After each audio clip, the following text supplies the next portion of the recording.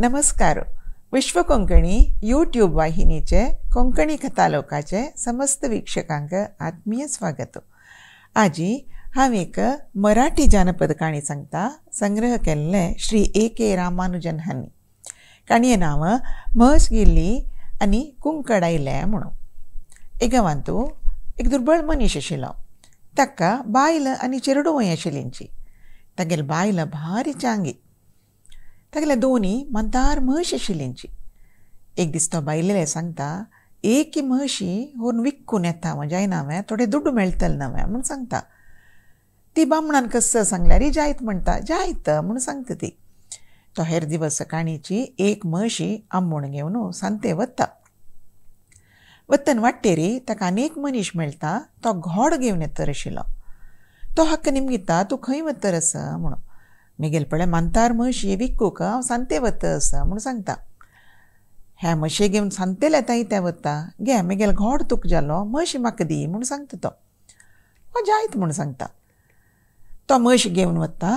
हो घोड घेवन मुखार वतना हक्क कळटा घोड कुरुडो.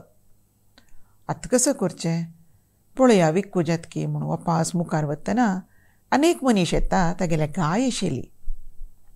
तो निमगिता, खंय वतस तूं म्हणून. हांव मिगेल मंतार म्हशी घेवन विकू वत आशिल्लो, ते नेकल्यान म्हाका घोड दिल्लो. पळयल्यार घोड कुरुडो म्हूण सांगता. वय वय, तूं मिगेल गाय घे आनीक घोड म्हाका दी म्हूण सांगता तो. हो जायत म्हणटा. गाय घेवन मुखार वतन ताका कळटा गाय मोणटी. गायेल पांय मोडलो. आतां कसो करचें, विकू जातकी पळयता म्हूण मुखार वतना आनीक मनीस मेळटा. तागे लागीं एक बोकड आशिल्ली. तो निमगिता, तूं खंय वतरस म्हणून. हांव मिगेल एक मंतार म्हशी घेवन विकू वतर आशिल्लो, ते नेकल्यान म्हाका तागेलो घोड दिल्लो. घोड कुरुडो. मागीर वतना नेकल्यान गाय दिल्ली. पण ही गाय मोणटी म्हूण सांगता. वय वय, ती गाय म्हाका दी, ही बोकड तुक जाली म्हूण सांगता. तो वता. हाणें पळयल्यार बोकडी कांय नज. ताका राब्बू तांय त्राण ना, चमकू तांय त्राण ना. आतां कसो करचें म्हणून मुखार वतना आनीक मनीस येता. तागेले कुंकड आशिल्ले हातांत. तो निमगिता, तूं खंय वता म्हणून. मिगेल मंतार म्हशी घेवन विकू भायर सरलेलो. एक मनशान म्हाका घोड दिल्लो, तो कुरुडो. आनी चिके मुखार वतना एकल्यान घोड घेतलो आनी गाय दिल्ली. गाय मोणटी. मागीर मुखार येतना एकल्यान म्हाका बोकड दिली. बोकडी कांय चवकी ना पळय म्हूण सांगता. वय वय, ती म्हाका दी, तुका ह्या कुंकड म्हूण सांगता. हो कुंकडा घेवन मुखार वतना हाका जोर भूक लागता. कांय पुणी खावपाची म्हूण दिसता. तो ते कुंकड विकता आनी मेळ्ळल दुडवान थोडे खाण घेवन खावच्या बसता. एक घास तोंडा व्हरता म्हणटना एक कळो मागतल येता आनी सांगता, हांव 3 दीस तुकून कसले खायनी, कांय पुणी दी म्हाका म्हूण सांगता. हाका मन येना. 3 दीस दुखून खायना नतील मनशाले हांव कशें खावचें म्हणटा. आनी वाण घेतिल्लें पान पुरो ताका दिता आनी कुंकड विकून खाण घेवन व्हरलें दुड्डूय ताका दिता आनी घरा येता.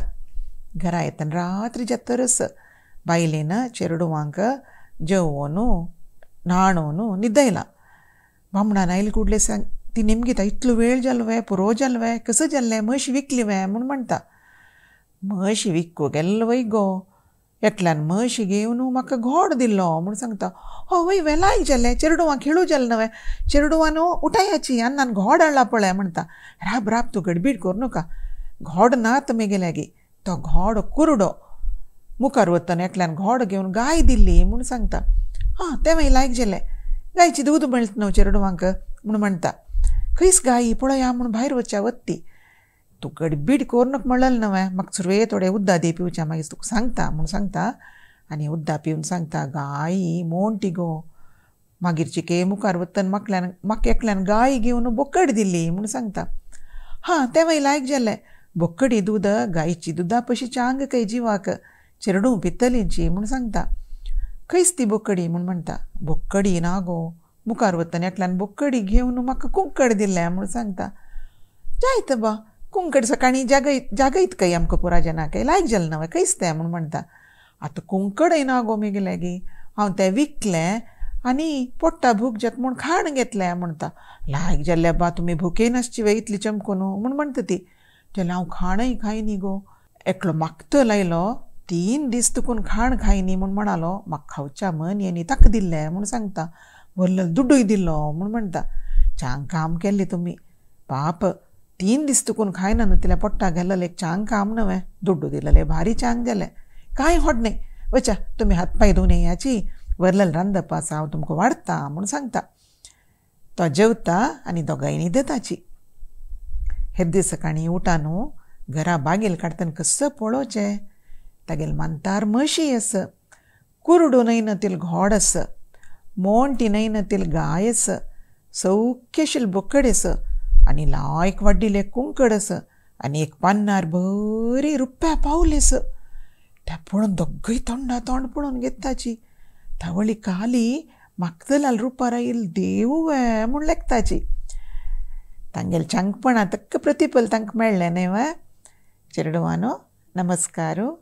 आनी एक वारान तूं नव काणयो ओट मेळया.